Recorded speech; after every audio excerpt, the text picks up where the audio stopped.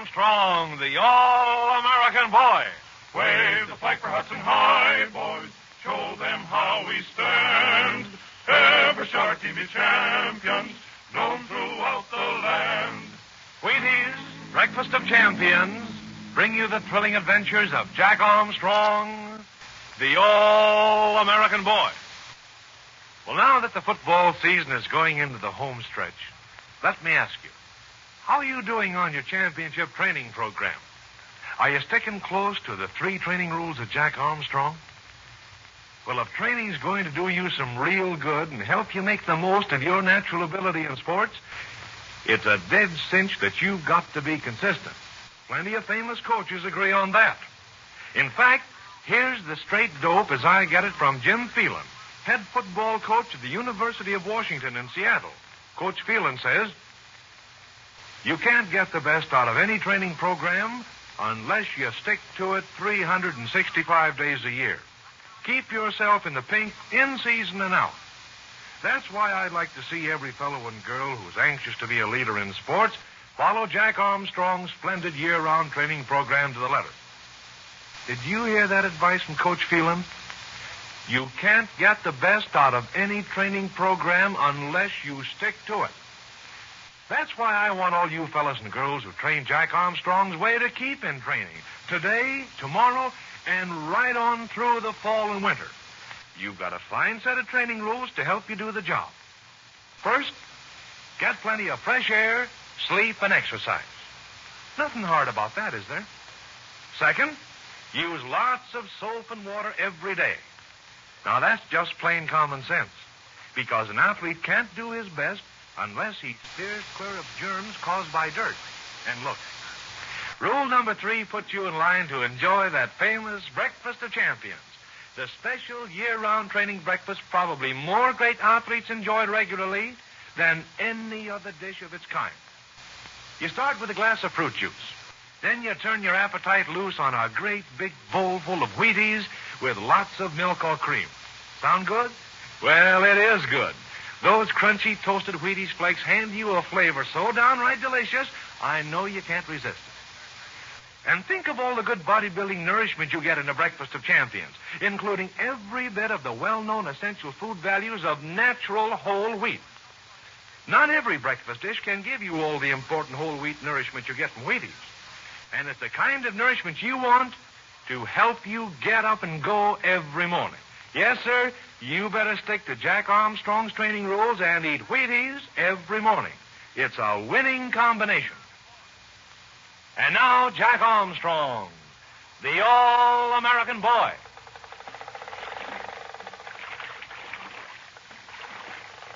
Jack Armstrong, Billy, and Betty and Uncle Jim are on board the schooner Spindrift in the night-shrouded harbor of the little Moro village of Cotabongo. A fleet of hostile Moros is coming down the dark river to attack the village. The Spindrift's anchor is up and her crew is preparing to hoist sail. The luminous dragon's eye ring, which saved Jack and the others from these same Moros but a short time ago, is shining with its green light on Jack's finger. Melio has been ashore to get some information for Uncle Jim about the missing Professor Loring, and has just stepped aboard the Spindrift to report to Uncle Jim. Listen. How's that, Melio? You say the Philippine constabulary sergeant who hunted for Professor Loring has gone back to Manila? That's right, Uncle Jim. He gone for dark. Then we're going too, Malua. We're going to sail up to Manila and run him down. I've got to talk with him. Oh, we can kill 2 birds with 1 stone, Uncle Jim. We can find the sergeant and load our diving equipment to look for Professor Loring's sunken yacht. Yeah, but sure as shooting, Jack, we'll find Blackbeard, Flint, and Dr. Geppetto waiting for us in Manila. Well, we've got a fleet of Moro Ventas laying for us here. You can see their sails against the starlight now. You better hurry, Uncle Jim. Moros come fast. What are you going to do, Malua? You can't collect enough warriors in town to fight off this fleet of Ventas. Me fight just same. Maybe you help, huh? We want to help, Malua. After all you've done for us, but what can we do? You do lot, Betty. Uncle Jim sail big boat close to Ventas. Ventas see ring that shine at night. Maybe Vinta go home. You certainly believe in the magic of that dragon's eye ring, don't you, Malua? But we'll try it, won't we, Uncle Jim? We'll do everything we can, Malua. That good, Uncle Jim. Me go now. Me see you in big fight, huh? We'll be there, Malua. Goodbye. No goodbye. Me see you after we chase Vinta home. Me go now. Goodbye, Manuel. Goodbye, Manuel. On your toes now. Jack, you and I'll hoist the mainsail. Billy, you and Betty get that foresail up, and then the jib. Okay, come on, Betty. Okay. I'll hoist the peak halyard, Jack. You take the throat. Up we go. We can't let Manuel down, Uncle Jim. He's trusting us to do something. We'll see, Jack. It looks as though the Moros aren't going to attack us. They're heading for the village. We'll sail toward them and see what happens. I've got the dragon's eye ring on my finger, Uncle Jim. The Moro Pandita showed that he was afraid of it. I don't think any of his warriors would dare board us when they see it shining in the dark. We'll soon find out, Jack. There, the mainsail's drawing. Belay your halyards and trim all sheets. I'll take the wheel. We've got the foresail and jib up, Uncle Jim. I wish we had more breeze, Billy. There they are, quick ahead of us, right toward the river. See those sails against the stars? I never realized there were so many Vitas in that fleet. They're heading straight for the village, too. Isn't there anything we can do to help? We'll sail among them with the luminous ring, Betty, and let them see the dragon's eye ring shining in the dark. They believe more than ever in the magic of that ring now. If we get in the lee of the jungle, Uncle Jim, and get becalmed, we'll be in a bad way. We can't see a thing on the water. You'd better go below and start the generator, Billy. Then we can throw a bright spotlight around us. Uncle Jim, that gives me an idea. A corking idea. Why, we can make the Moros believe that the dragon's eye ring has more magic than ever. We can scare the daylights out of them. What's your idea, Jack? We haven't much time. We can bring our moving picture projector up on deck. We'll put in that reel of wild animals from Africa and flash it on the sails of the Venus. Oh, that's marvelous. Gilmany, that's a whiz of an idea, Jack. Just imagine being in a Vita and suddenly seeing a raging lion appear on your sail. But they'll believe the dragon's eye ring has brought the wild animals to devour them. How about it, Uncle Jim? Shall we try it? You bet we'll try it, Jack. Billy, you run below and start the generator going. Betty, you can bring up the moving picture projector, can't you? Uh-huh. And you'll find that animal reel on the left-hand side of the movie chest. Quick, both of you. Jack, you stay on deck to help me. Come on, Betty. Let's go turn that menagerie loose on the Moros. Uncle Jim, do you think the plan really might work? It might, Jack. These Moros have never seen a movie, and they all saw how the ring protected Malua from the Pandita's bolo. They're prepared to believe anything about the ring as long as it keeps shining in the dark. Well, we'll try and spot the Dato's Venus. If we can frighten him off, the others will abandon the attack. Jack, what's that off the starboard bow? Where? It's hard to see. Wait a minute. There's a dark shadow moving on the water. It's a war Vita, Jack. They've got their sail and mast down. They're waiting to intercept us as we sail by. I'll ease out the sheet and we can wear off, Uncle Jim. No, we can't. There's a Vina to port of us, too. No matter which way we turn, one of them will get us. And if we go straight ahead, they'll both board us. Let's head straight for one of them and run it down, Uncle Jim. That wouldn't help, Jack. We'd sink their Vita, but they'd swarm aboard and overpower us. One of them anyway, Uncle Jim. Let them come alongside. Then I'll flash the dragon's eye ring at them. All right, Jack. Ease off all sheets. Quick. Here comes Betty with the machine. Maybe Billy will have that generator going in a minute. Here's the moving picture projector, Uncle Jim, and that real wild animal picture. Good. Put it down in front of the wheel, Betty. Now plug the wire into the base of the binnacle light. As soon as Billy gets the generator going, we'll see what happens. Uncle Jim, there's a Vita off the port bow. I know, Betty. There's another one off the starboard, but farther away. But we're going so close to it. Jack's going to hold the dragon's eye ring so they can see it, Betty. It may frighten them away. Oh, they'll be alongside in a second. Quiet, Betty. Don't let them see you're afraid. Look at that ring shine on Jack's finger. He's waving it around so they can see it. But they're not afraid, Uncle Jim. Don't you remember? The Pandita said it had no magic on a white man's finger. It looks as though they're going to board us, Betty. I'm going to bring the helm up and ram them square. Wait. Oh, what a bright light. The generator's going, Betty. The movie machine is on. Oh, look, it's shining directly on the Vita. Look at the Moros, Uncle Jim. They're blinded by the light. They don't know what to make of it. Swing the projector around slowly, Betty. Keep it shining directly at the Vita. That's the girl. I'll keep it right on them, Uncle Jim. Look, they're throwing their bellows down. They're trying to paddle away. They know the ring has magic now, Betty. Even on a white man's finger. Turn the light off. They won't try to board us again. That was a stroke of genius, Uncle Jim. I thought for a moment they were going to board us. It was a stroke of luck, Jack. Billy got the generator started just in the nick of time. Quick now. Put in that reel of film. We're bearing down toward the middle of the fleet. Lend me a hand, Betty. We'll get this reel going in half a jiffy. Okay. The generator's running smoothly, Uncle Jim. Go back below, Billy, and stick with it. Keep it going no matter what happens. Oh, okay, Uncle Jim. I hate to miss the fun. We'll have the film threaded in just a second, Uncle Jim. Make it quick, Jack. We're between the village and the fleet now. I think the Dato is in the leading Vinta. He's the one I want to get first. Here she is, Uncle Jim.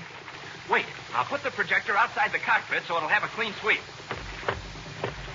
All set, Uncle Jim. Start it going, Jack. Focus it on the sails of that first Vina. I'll luff up to kill our headway. But, Jack, it just throws a blurred light on the Vita's sail. Wait till I focus it, Betty. There, how's that? Oh, an elephant on the sail, an elephant charging. Listen to them, Betty. They're scared pink. Look, Jack, they're jumping out of the Vita. Look at him jump. I'll bet the Dotto was the first man overboard. Switch to another Vina, Jack. Quick, I'll take the next sail. I think a lion follows the elephant. There, now wait till I focus it. It is a lion, Jack. A red and blue lion. That's because the sail's red and blue. Look at him. He's about to leap. He is leaping. And look at the Moros leaping. They can't get overboard quick enough. Lay the light over the whole fleet, Jack. Here goes. Oh, they're turning around. They're letting down their sails. They're starting to paddle away at top speed. The ones further away saw the elephant and the lion through the sails of the first two Vinas, Jack. And they're not waiting for the Dragon's Eye ring to send any wild animals over to their boats. No, sirree. Look at them go. They'll never doubt the magic of that ring again, Jack. Cut the light. We'll let the darkness of night hide their shame and confusion. Turn off the generator, Billy. I'll bet a million they don't stop paddling until they're a dozen miles up the river, Uncle Jim. What is it, Betty? Look. Someone is climbing aboard. It's Malua. Don't be frightened, Betty. Only Malua. Oh. Well, you were so quiet. We didn't even hear your Vita. You too busy working magic of Ring the China Knight. Uncle Jim, you save Cotobango. Me no forget. You come back soon, huh? We're coming back, Malua. We're going to Manila to see what that constabulary sergeant can tell us about Professor Loring. Then we're going to hunt for a sunken ship. Then we're coming back to find Professor Loring. You keep Ring the China Knight safe, huh? It always guards you. Well, there's one man that won't guard us against Malua. A chap named Blackbeard Flint, who's waiting for us with a gang of men in a big black schooner. Where he wait? He's probably waiting in Manila to follow us to the sunken reef and to steal the Dragon's Eye ring. You be careful, Jack. You need Ring the China Knight. When you come back, we find out where your white friend is. We go get him, huh? No matter where he is, we go get him. Goodbye. He's disappeared. Now has disappeared. No magic there, Betty. He just jumped back into his Vina. See, he's sailing away. And we're sailing away, too. Away to Manila to find that sergeant and to load that diving equipment. I bet that isn't all we'll find, Uncle Jim. I bet a million we find Blackbeard and the Black Shark. Perhaps, Jack. But in spite of Blackbeard and Dr. Chapato and the Black Shark, we're going to find that lost uranium in the Sulu Sea and Professor Loring. Look sharp. We're coming about. Next stop, Manila.